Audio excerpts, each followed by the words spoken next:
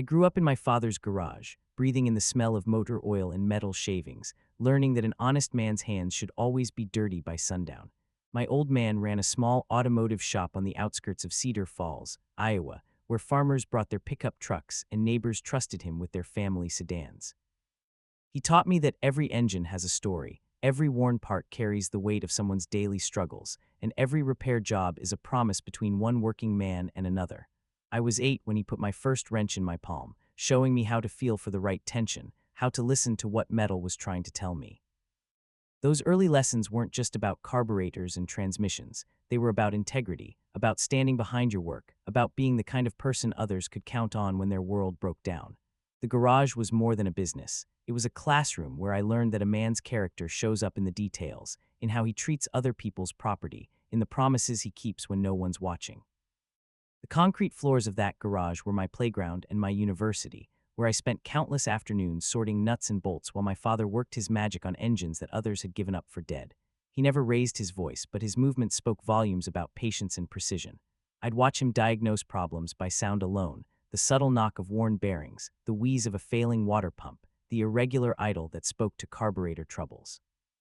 He'd let me hold the flashlight while he peered into engine compartments, explaining in simple terms what each component did and how they all worked together to create the controlled explosion that powered people's daily lives. During winter evenings, when the shop was closed and the wind rattled the metal siding, he'd spread repair manuals across the workbench and teach me to read technical diagrams, to understand the engineering principles that made modern transportation possible.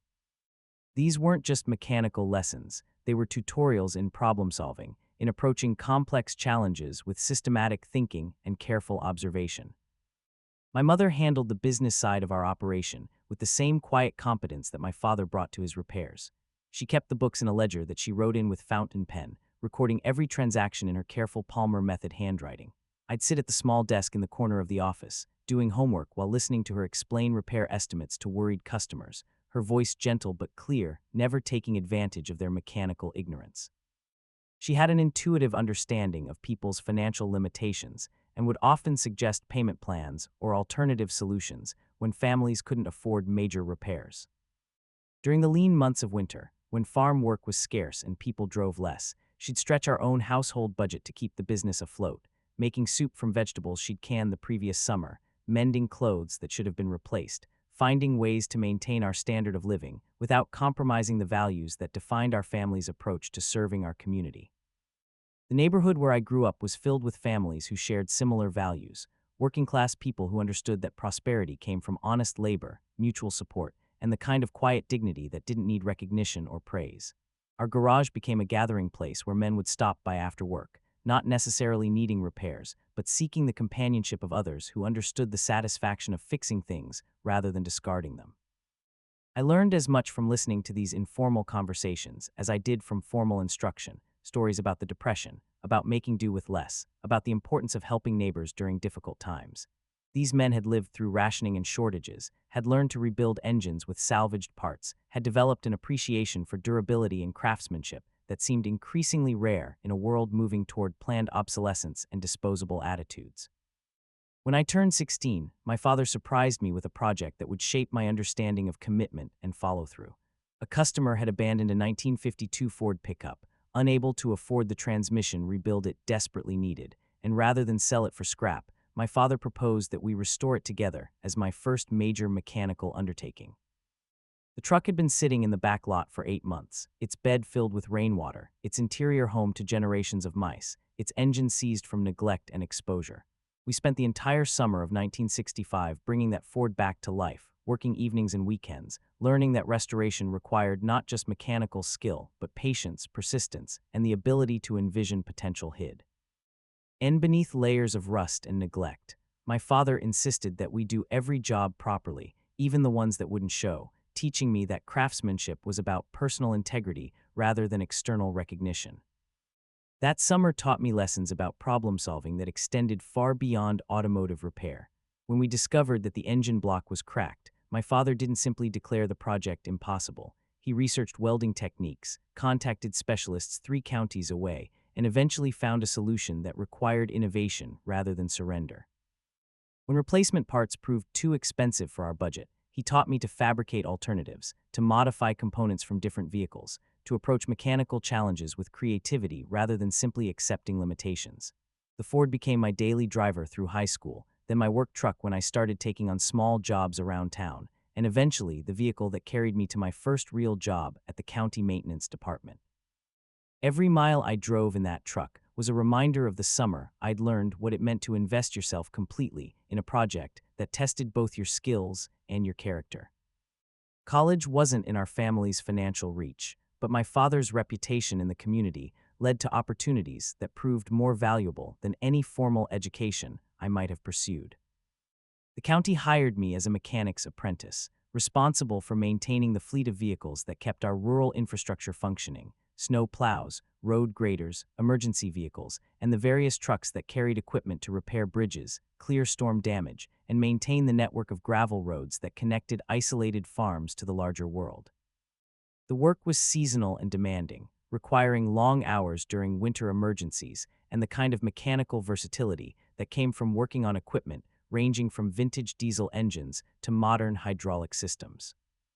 My colleagues were men who had learned their trades through experience rather than textbooks, who could diagnose problems through intuition developed over decades of hands-on work, who understood that keeping essential services running was about more than just completing assigned tasks. It was about serving the community that depended on their expertise and dedication. I married Sarah in 1978, after a courtship that began when her car broke down outside the county garage, and I spent my lunch break getting her back on the road. She was a teacher at the elementary school, a woman who shared my appreciation for honest work and community service, who understood that real wealth came from relationships rather than bank accounts. We built our life around principles that both our families had demonstrated: the importance of living within your means, of contributing to your community, of raising children who understood the difference between wants and needs. Our house was small but well-maintained, with a large yard where I built a workshop that became an extension of my father's garage, a place where I could continue working on cars while teaching our children the same lessons about craftsmanship and responsibility that had shaped my own character. The workshop became a neighborhood resource where friends brought their vehicles for repair, where I could supplement our income while maintaining the kind of personal relationships that made work meaningful rather than merely profitable. Sarah and I raised two children who learned early that every family member had responsibilities that contributed to our collective well-being. Our son Michael showed natural mechanical aptitude, spending afternoons in the workshop learning to use tools properly, to clean up after himself, to approach problems with patience rather than frustration. Our daughter Jennifer preferred books to engines, but she understood the value of the work that supported our family and often helped with the paperwork side of my small repair business. We took modest vacations, camping trips to state parks, visits to historical sites where we could combine education with affordable family time, occasional trips to see relatives who lived within driving distance of our Iowa home. These experiences taught our children that happiness came from shared activities rather than expensive entertainment, that the best memories were often the simplest ones, that family time was more valuable than any material possession they might desire. The workshop behind our house evolved over the years into a specialized restoration business focused on classic American muscle cars from the 1960s and early 1970s. Word spread through car clubs and antique auto shows that I could handle complex engine rebuilds, that I took pride in authenticity and attention to detail, that I stood behind my work with the kind of guarantee that built long-term relationships rather than quick profits. Sarah handled the business correspond. NCE maintaining detailed records of parts sources, customer communications, and project timelines that helped me manage multiple restorations simultaneously. The work was demanding but satisfying. Each car that left my workshop represented months of careful research, precise machining, and the kind of problem-solving that required both technical knowledge and creative thinking. Customers often became friends, united by their appreciation for American automotive engineering at its peak, and their willingness to invest in preserving these mechanical works of art for future generations. Our children grew up understanding that our family business was built on reputation rather than advertising, that satisfied customers were our best source of new work, that the extra time invested in doing jobs properly was always worthwhile in the long run. Michael eventually chose teaching over mechanics, but he maintained his appreciation for craftsmanship and often brought his own car to my workshop for major repairs, understanding that some traditions were worth preserving even in a world increasingly dominated by disposable attitudes. Jennifer moved to Portland after college, starting her own family and visiting twice a year with grandchildren who treated my workshop like a wonderland of tools and projects. These visits became highlights of our year, opportunities to pass along skills and values to a new generation while maintaining connections that transcended geographical distance. Sarah's illness came suddenly, a diagnosis that arrived during what should have been the beginning of our retirement years, when we'd planned to travel and enjoy the fruits of decades of hard work and careful saving. Cancer, the doctors explained, aggressive and already advanced, despite the fact that she'd felt fine just weeks earlier. The chemotherapy was brutal, stealing her energy and appetite, while we held on to hope that medical science could provide the miracle we desperately needed. I converted part of the workshop into a comfortable space where she could rest while I worked, where we could spend time together even when her treatments left her too weak for normal activities. During those months, I learned that all the mechanical skills I'd accumulated over a lifetime were useless against the one thing that mattered most, keeping the person I loved healthy and happy. The helplessness was overwhelming, watching someone who had been the strongest person I knew gradually weakened by a disease that didn't respond to determination or positive attitude or any of the other qualities that had carried us through previous challenges. Sarah passed away on a Tuesday morning in spring, holding my hand while looking out the window at the garden she'd planted but wouldn't see bloom. Her final words were instructions about living without her, reminders to stay connected with our children, to continue the restoration work that gave my life structure and purpose, to remember that our love story wasn't ending, but simply entering a new chapter where memory would have to sustain what presence no longer could.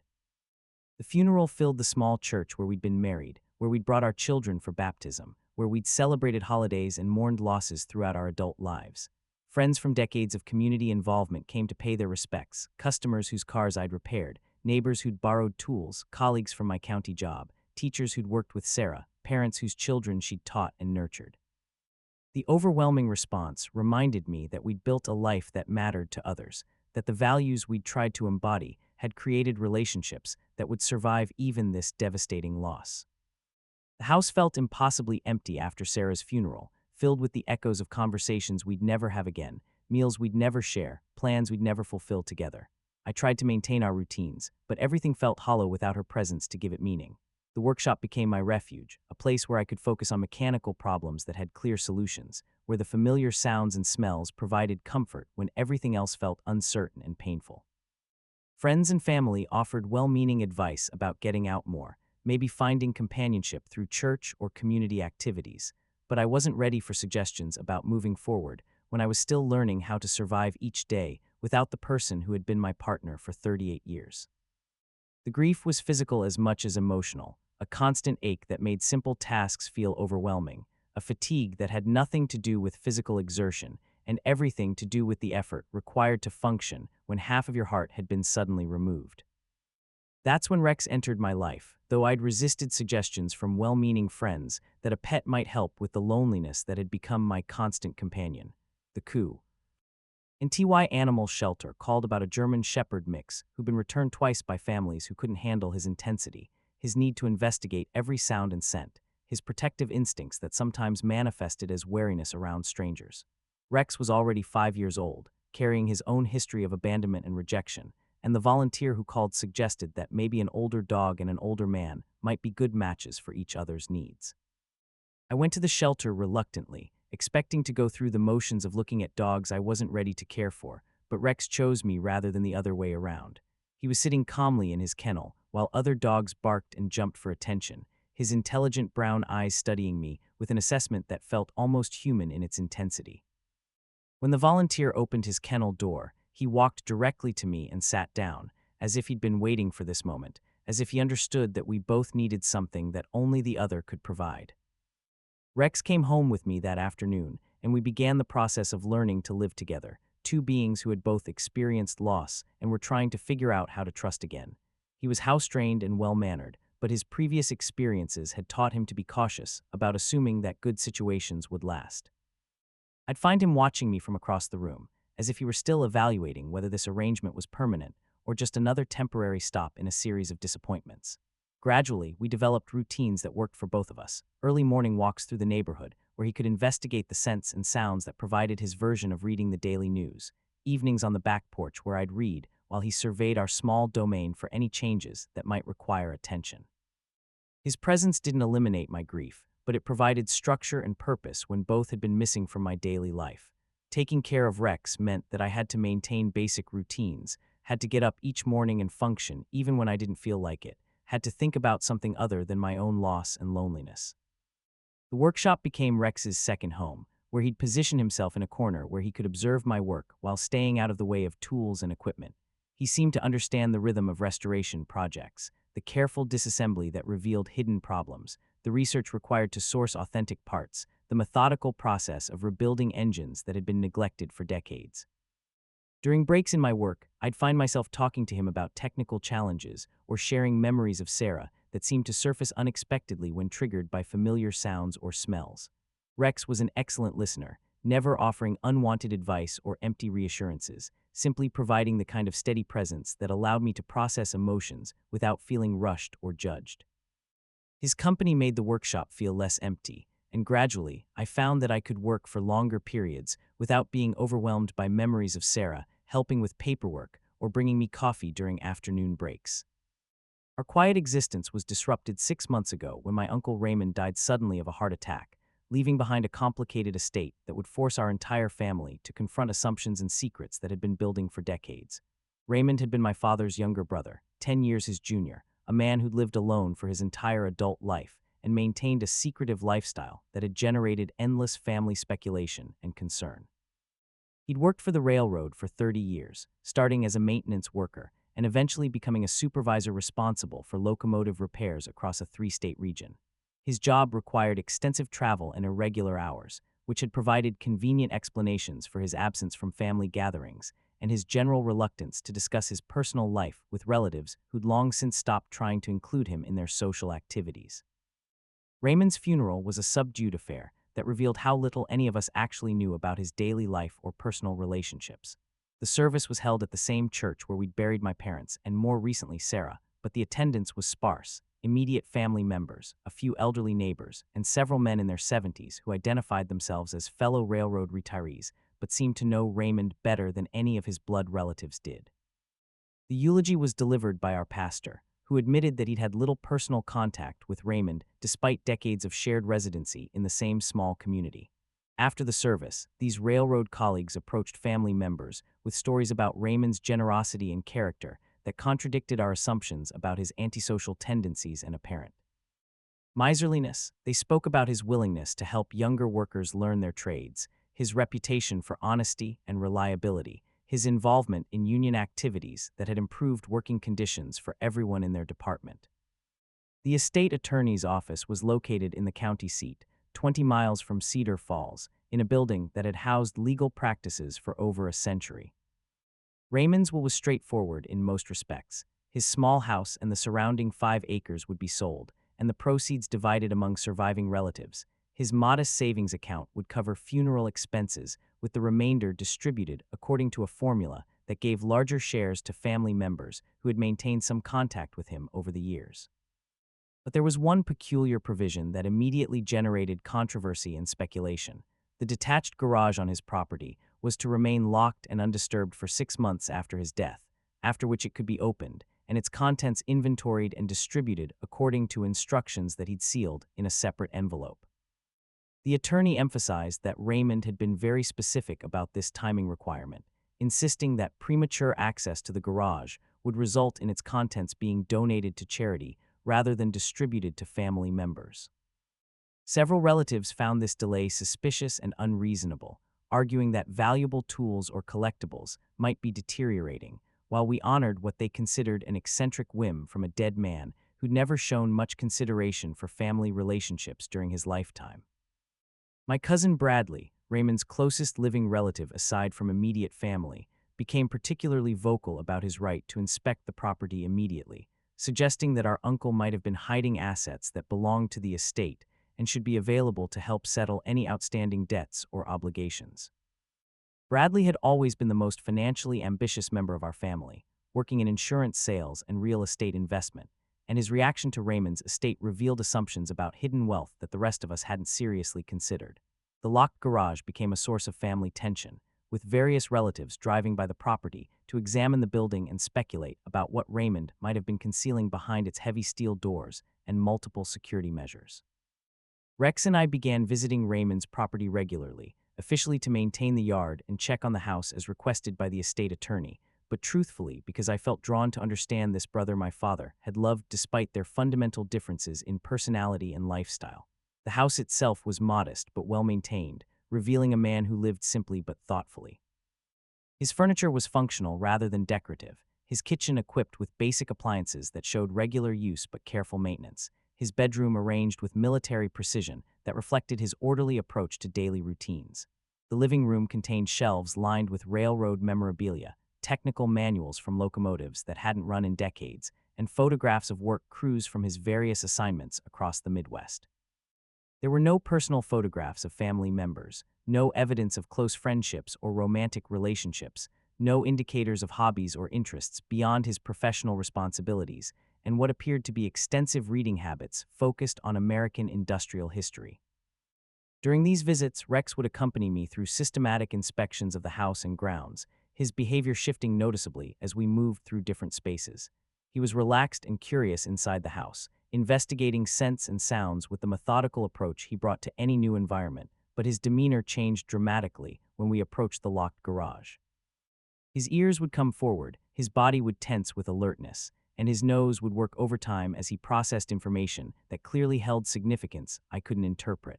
The garage itself was a substantial structure, larger than typical residential buildings, constructed with the same attention to detail that characterized Raymond's approach to everything else in his life.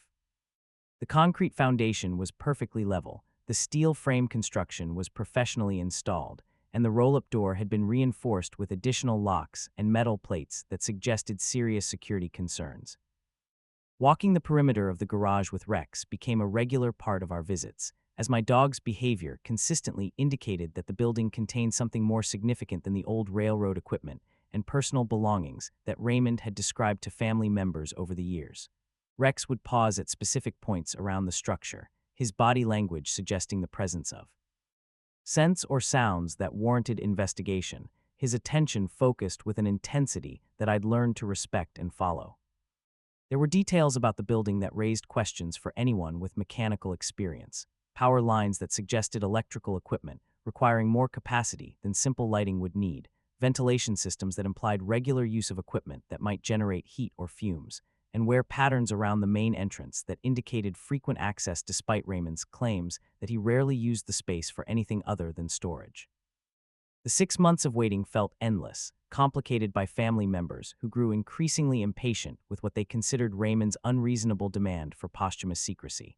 Bradley organized informal family meetings where he presented theories about hidden treasure, vehicle collections, or business assets that our uncle might have been concealing for tax purposes or personal reasons that we couldn't understand.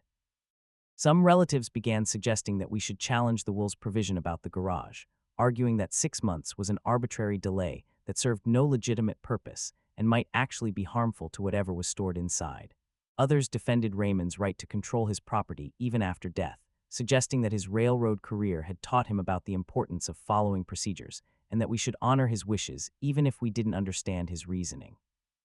Rex and I found ourselves caught between these competing perspectives, trying to respect Raymond's memory while managing family relationships that were becoming strained by months of speculation and disagreement. During our regular visits to the property, I began paying closer attention to details that might provide clues about the garage's contents without violating the terms of Raymond's will. The electrical meter showed consistent usage that indicated equipment running regularly, not just the occasional lighting that might be expected for simple storage. There were tire tracks in the gravel leading to and from the garage that appeared fresh despite Raymond's death months earlier, suggesting either that someone else had been accessing the building or that automated systems were operating inside. Most intriguingly, Rex's behavior around the garage became increasingly focused and purposeful, as if his superior senses were processing information that built a clearer picture of what lay behind those locked doors. As winter approached and the 6-month deadline grew closer, family tensions reached a breaking point during a Thanksgiving gathering, where Bradley openly accused other relatives of planning to claim the most valuable items from Raymond's garage before they could be properly inventoried and distributed. The argument revealed underlying resentments about family relationships, financial expectations, and the different ways that various relatives had maintained or neglected contact with Raymond over the years. My sister Marie defended Raymond's right to privacy and posthumous control over his property, while younger cousins who had driven down from Des Moines expressed frustration with what they saw as an old man's attempt to control family dynamics from beyond the grave. The discussion became heated enough that several people left early, and it became clear that the opening of Raymond's garage would be a contentious event that might permanently damage family relationships that had already been strained by months of speculation and disagreement. Rex seemed to sense the emotional tension surrounding these family gatherings, his behavior around relatives becoming more protective and alert, as if he understood that the garage had become a source of conflict that threatened the stability of relationships I valued. During our regular walks around Raymond's property, I found myself talking to Rex about the ethical implications of family inheritance, about the difference between legal rights and moral obligations, about the challenge of honoring someone's wishes when you don't understand their reasoning. These one-sided conversations helped me process my own feelings about Raymond's secretiveness, about my responsibility as executor of his estate, about the possibility that opening the garage might reveal information that would change our understanding of who he had been and what he had valued during his lifetime. The long-awaited day finally arrived on a cold Tuesday morning in November, with most of the family gathered in Raymond's driveway to witness the opening of his forbidden garage. Bradley had brought bolt cutters and a crowbar, approaching the multiple locks with an aggressive confidence that made Rex growl low in his throat, the first time I'd seen my dog react negatively to any family member. As we worked through the security measures that Raymond had installed, 3 separate deadbolts, a heavy chain lock, and a metal bar that required 2 people to lift, I noticed that Rex's attention was focused not on the locks we were removing, but on subtle sounds coming from inside the building. His head was tilted at an angle that suggested he was processing audio information beyond our human perception, his body tense with anticipation that seemed to go beyond simple curiosity about what we were about to discover. The family members present included Bradley and his wife Janet, my sister Marie, 2 younger cousins who had driven down specifically for this event, and Raymond's elderly next-door neighbor, who had been invited as a witness to ensure that the inventory process was conducted fairly and transparently. Everyone carried expectations shaped by months of speculation, theories that ranged from hidden treasure to embarrassing secrets, assumptions about Raymond's character that would soon be tested against the reality of what he had actually been doing with his time, money, and energy during the decades when he had seemed to live such an isolated and unremarkable existence.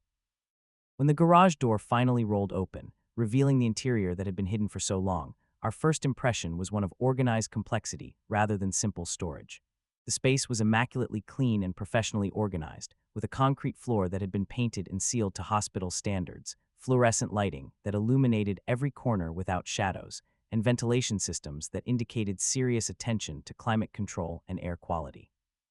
Along the walls, metal shelving held carefully labeled boxes organized by date and category, filing cabinets that appeared to contain decades of documentation, and tool cabinets that rivaled any professional automotive shop in their completeness and organization.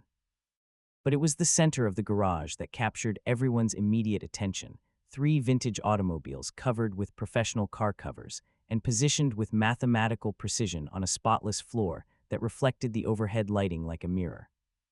The cars themselves were revealed as we carefully removed the protective covers: a 1967 Mustang Fastback in Acapulco blue with white racing stripes, a 1969 Camaro SS in rally green with black vinyl roof, and a 1970 Challenger RT in plum crazy purple with matte black hood and rear spoiler. Each vehicle was in show-quality condition, with chrome that reflected our faces, paint that looked factory-fresh despite being decades old, and interiors that appeared to have never been sat in. These weren't just collector cars, they were museum pieces, examples of American automotive engineering at its peak, restored and maintained to standards that would have impressed professional judges at national car shows. The discovery exceeded everyone's wildest expectations, but Bradley's reaction was immediate calculation rather than appreciation, his voice rising as he began estimating the potential value of what we were looking at. Rex's behavior became increasingly agitated as we explored the garage's contents, his attention focused on areas that appeared unremarkable to human observation, but clearly held significance that his superior senses could detect. While family members examined the vintage cars and debated their potential worth, I followed my dog's lead toward the back corner of the garage, where additional items were covered by heavy tarps. The air in this area carried a different quality, not just the preserved leather and metal polish that dominated the rest of the space, but something else, a faint scent that seemed to combine chemicals with old paper and fabrics that Rex found particularly interesting. His nose led me to specific locations where his behavior indicated the presence of items that warranted closer investigation, areas where his body language suggested discoveries that might be more significant than the obviously valuable cars that had captured everyone else's attention. Beneath the tarps in the back corner, we found collections that began to transform our understanding of Raymond's secret life and the true scope of his hidden activities. Here were artifacts that told a completely different story about who he had been and what he had valued during the decades when family members had dismissed him as eccentric and antisocial. Military uniforms hung on professional hangers, pressed and maintained as if they might be needed for inspection at any moment. Display cases contained medals including a Purple Heart and Bronze Star that none of us had known he'd earned, along with campaign ribbons and commendations that indicated combat service during the Korean War that he had never discussed with family members. Photographs showed him in uniform with other soldiers, images that revealed a younger Raymond who had served his country with distinction during a conflict that had shaped his generation, but remained largely forgotten by subsequent ones. The military memorabilia was just the beginning of discoveries that would challenge everything we thought we knew about Raymond's character and priorities. Filing cabinets contained correspondence with veterans' organizations, documentation of volunteer work that had extended over decades, and records of activities that revealed a hidden life dedicated to serving others who had shared his military experience. Letters from grateful veterans and their families described Raymond's involvement in helping disabled soldiers navigate benefit systems, find employment after their service, and access medical care that the official system couldn't or wouldn't provide. There were thank you notes from children whose college educations had been funded by Raymond's quiet generosity, photographs of graduations and weddings that his support had made possible, and Christmas cards from families who considered him an honorary grandfather despite having no blood relationship to our family. But Rex wasn't finished with his investigation. His persistent attention to seemingly ordinary features of the garage leading to discoveries that would prove even more significant than the military memorabilia and vintage cars that had already shocked our family. His focused interest in a workbench that appeared completely normal led me to examine it more carefully, eventually discovering that what looked like routine tool organization was actually a complex mechanism for accessing a hidden compartment. Following his lead, I found that a specific sequence of movements, pulling certain drawers, rotating tool holders, and pressing panels in a predetermined order, activated a hidden opening that Raymond had disguised as part of the workbench's normal construction.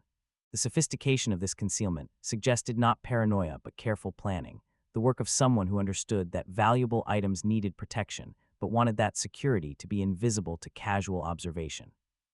Inside this secret compartment, we found documentation that revealed the true scope of Raymond's hidden life and the financial resources he had been quietly deploying to help others throughout his adult years. Bank statements showed transactions that told a story of systematic generosity extending back to the early 1980s, regular payments to individuals and organizations that indicated ongoing commitments rather than occasional charitable impulses.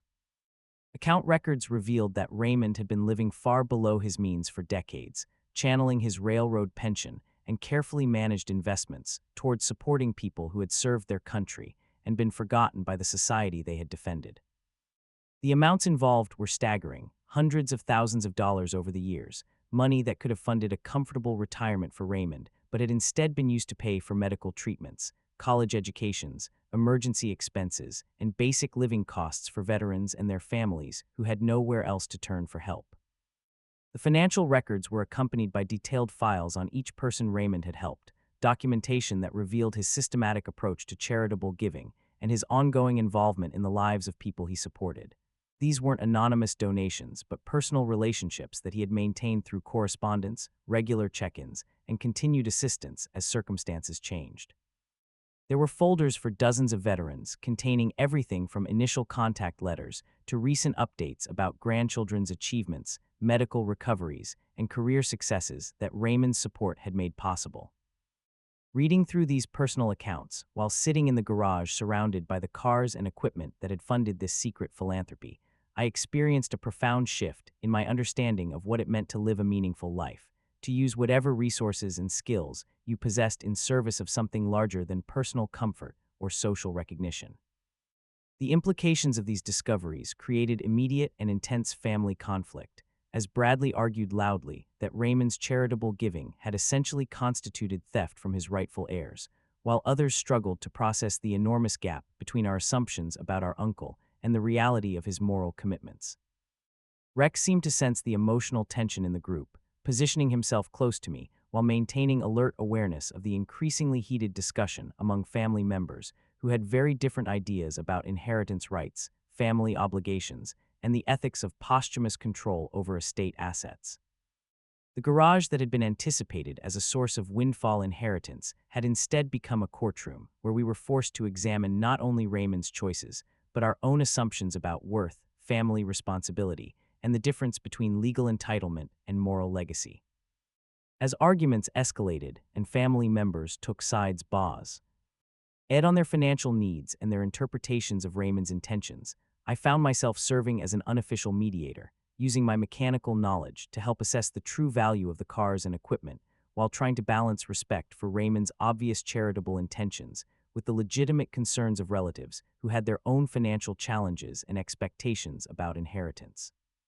The vintage automobiles alone were worth several $100,000, but the hidden cash reserves and investment accounts revealed resources that had been systematically depleted by decades of charitable giving that had left the estate with far less available for family distribution than anyone had anticipated.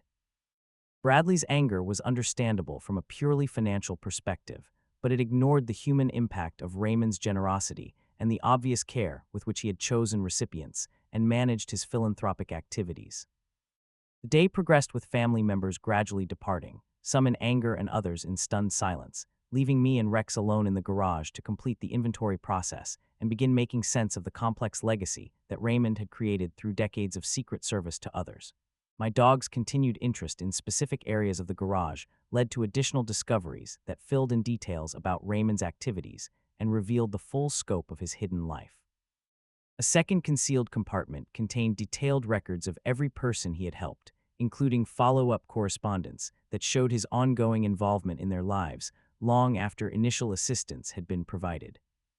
There were photographs of graduations and weddings he had made possible, thank you letters that revealed the human impact of his quiet generosity, and Christmas cards from children who had grown up knowing Raymond as the mysterious benefactor who had enabled their educations and their family's stability during difficult times. Reading these personal testimonials while surrounded by the tools and cars that had generated the resources for Raymond's philanthropy, I began to understand that his secrecy hadn't been about shame or antisocial tendencies, but about protecting both his recipients and his family from the complications that public knowledge of his generosity might have created. He had understood that charity given for recognition wasn't really charity at all, that genuine service required the humility to help others without expecting gratitude or praise, and that the most meaningful legacy might be one that remained hidden until after death, when it could inspire rather than embarrass or complicate relationships among the living. The garage represented more than storage. It was a testament to the possibility of living a double life, where public modesty concealed private virtue, where apparent selfishness masked extraordinary generosity, where family members who thought they knew someone discovered that they had completely misunderstood his character and priorities. The legal resolution of Raymond's estate required several months of complex work with attorneys, accountants, and the various organizations that had been beneficiaries of his charitable activities. As executor, I found myself responsible not only for distributing assets according to his will, but for continuing relationships with veterans and families who had depended on his support and needed to understand how his death would affect their situations. The vintage cars were appraised by specialists who confirmed their museum-quality condition and substantial value, but the proceeds from their eventual sale were largely committed to the charitable foundation that Raymond had established to continue his work beyond his lifetime. Family members received modest inheritances that were disappointing compared to their expectations, but generous given Raymond's commitment to causes that extended beyond blood relationships and traditional inheritance obligations. Working through Raymond's complex financial legacy while managing family relationships that had been permanently altered by these discoveries taught me profound lessons about the different ways people could choose to live meaningful lives. Rex remained my constant companion throughout this process, his presence providing comfort during difficult conversations with family members who struggled to accept that their inheritance expectations had been shaped by incomplete understanding of who Raymond actually was and what he had valued throughout his adult life. Together, we spent countless hours in Raymond's garage, which I eventually purchased from the estate to preserve both as a memorial to his legacy and as a workspace where I could continue the restoration projects that had given his life purpose and meaning beyond personal accumulation or social recognition.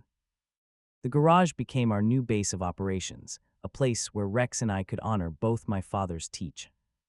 in GS about honest craftsmanship and my uncle's example of using practical skills in service of moral commitments that transcended personal benefit or family expectations. I established a small foundation that continues Raymond's work supporting veterans, funded by my own modest resources, and the ongoing restoration and sale of classic vehicles that I acquire and repair using skills that connect me to both my father and uncle. The work provides structure and purpose for my retirement years, while generating resources that can continue making a difference in the lives of people who serve their country and deserve better support than our society typically provides. Rex has appointed himself the guardian of this space, his presence ensuring that the garage remains a place of purposeful work rather than mere nostalgia, his instincts still guiding me toward discoveries that might otherwise escape my notice. Each car we restore, each veteran we help, each small act of service we perform adds another thread to a tapestry of meaning that connects past sacrifice to present responsibility and future hope. The garage that once seemed mysterious and forbidden has become a sanctuary where I can honor the memory of family members who taught me different but complementary lessons about living with integrity, serving others, and finding satisfaction in work that creates value beyond personal benefit. Raymond's secret life of generosity has inspired me to reconsider my own priorities and possibilities, to think about how the skills and resources I've accumulated over a lifetime might be used to continue his legacy of quiet service to others who need support and recognition for their own sacrifices and contributions to our common welfare. Rex and I have found our calling in preserving and extending a tradition of service that honors both military sacrifice and the civilian responsibility to support those who have defended our freedoms. Every day in Raymond's garage teaches us something new about the possibilities for meaningful work, purposeful living, and the kind of legacy that transcends death by continuing to help others long after its creator is gone. The story of Raymond's Forbidden Garage changed more than my understanding of one family member. It transformed my approach to living with purpose and meaning during whatever years I have remaining, showing me that the most important discoveries often involve recognizing goodness that was present all along, but camouflaged by our own assumptions, prejudices, and limited understanding of what makes a life truly valuable and worthy of emulation. Have you ever discovered that someone you thought you knew was living a completely different life than what they showed the world? Have you found yourself challenged to reconsider your assumptions about what makes a life valuable and meaningful? Rex and I would love to hear your stories about unexpected discoveries that changed your understanding of family, legacy, or the possibilities for service that might be hiding in your own community. Sometimes the most important mysteries aren't about hidden treasure, but about hidden virtue, waiting for the right moment and the right investigative partner to reveal truths that can transform not just our understanding of others, but our commitment to living lives worthy of the examples set by those who came before us and showed us what real generosity and service actually look like when practiced with humility, consistency, and genuine care for others.